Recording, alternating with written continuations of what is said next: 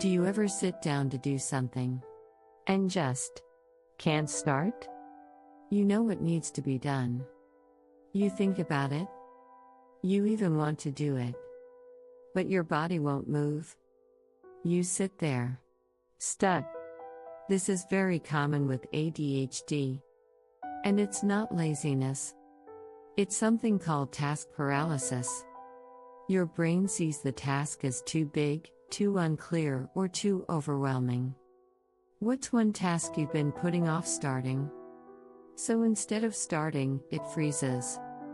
That's why you can spend so much time thinking about a task, but not doing it.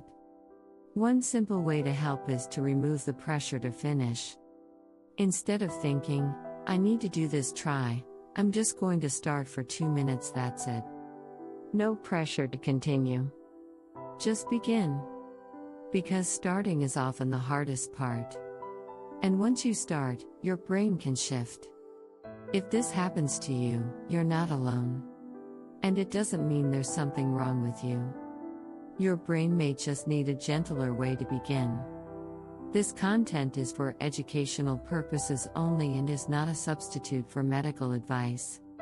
If this helped you understand your ADHD brain, subscribe to Focus Mode ADHD.